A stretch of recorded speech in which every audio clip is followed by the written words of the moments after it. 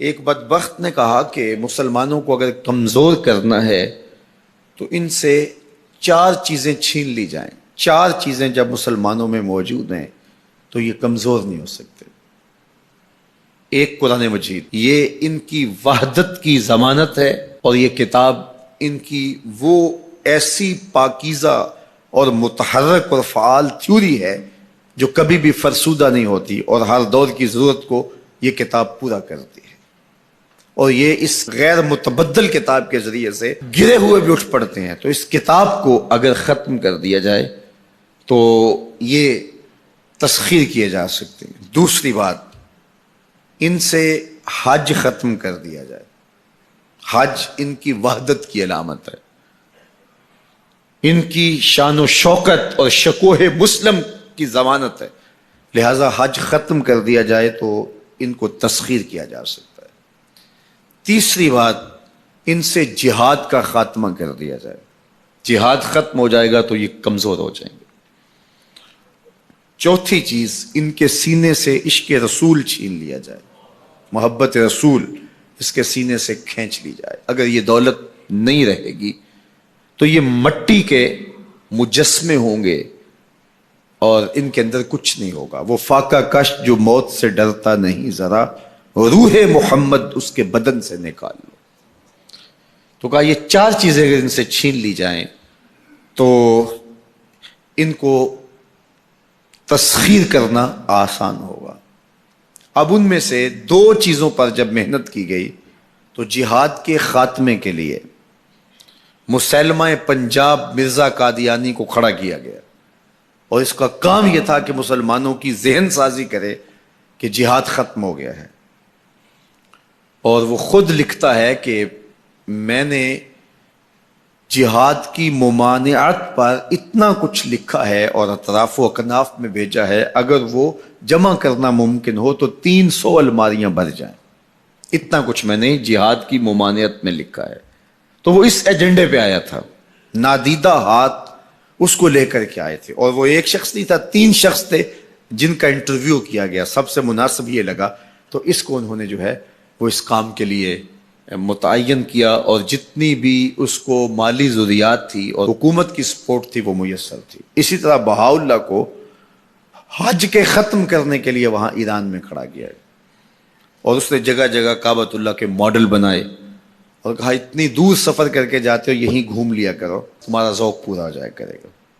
اب یہ 2 لوگوں کو نادیدہ ہاتھوں نے ان 2 چیزوں کو ختم کرنے کے لیے، جہاد اور حج کو ختم کرنے کے لیے تیار کیا تھا، اور ان کے اوپر اس زمانے کے اندر انہوں نے کروڑوں روپے لگائے تھے.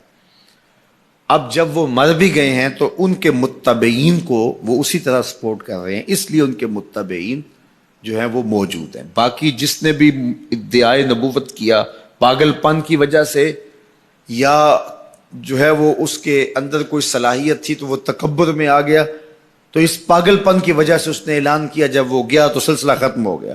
لیکن یہ جو 2 لوگ تھے ان کو باقاعدہ نادیدہ ہاتھوں نے کاشت کیا تھا اور پھر پانی دیا تھا، اور اب یہ کٹ گیا ہے تو نیچے سے ان کی پنیری کو وہ اب بھی جو ہے وہ پانی دے رہے ہیں اور گوڈی کر رہے ہیں، اور مسلمانوں کے اندر رخنہ اندازی کے لیے انہوں نے ہمیشہ ان کو فعال رکھا ہے اور ان کو ہمیشہ وسائل فراہم کر رہے ہیں. اس لیے امت کو ان سے محتاط رہنے کی بہت زیادہ ضرورت ہے، چونکہ یہ نادیدہ ہاتھوں کے مہرے ہیں جو مسلمانوں کو نقصان دینے کے لیے اور ان کے اندر سے ان جذبوں کو ختم کرنے کے لیے جو ہے وہ دن رات کوشاں ہیں، اور مغرب کی جاسوسی اسلامی ممالک سے کر کے جو ہے وہ ان کو فائدہ پہنچاتے ہیں. اور مسلمانوں کے لیے بالخصوص پاکستان کے لیے یہ مرزائی اس قدر خطرناک ہے کہ علامہ اقبال علیہ رحمہ نے اس زمانے میں کہا تھا، ابھی پاکستان بننے جا رہا تھا، آپ نے کہا تھا کہ مرزائی اسلام کے بھی غدار ہیں، پاکستان کے بھی غدار ہیں.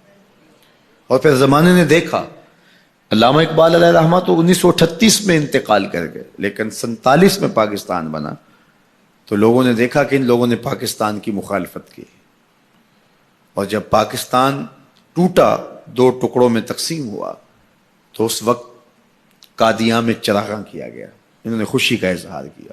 پاکستان ایٹمی طاقت بنا تو وہاں سوگ منایا گیا، اور آج بھی یہ ربوے کے اندر دفن ہوتے ہیں تو امانتاً دفن ہوتے ہیں.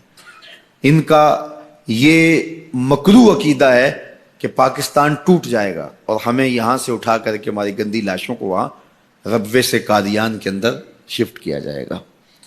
یہ پاکستان کی سالمیت پر ہمیشہ خطرہ ہے اور پاکستان کو ہمیشہ نقصان پہنچانے کے درپائے رہتے ہیں اور ان کی ہمیشہ کوشش ہوتی ہے کہ اس وطن کے اندر امن، طمانینت اور سکون نصیب نہ ہو.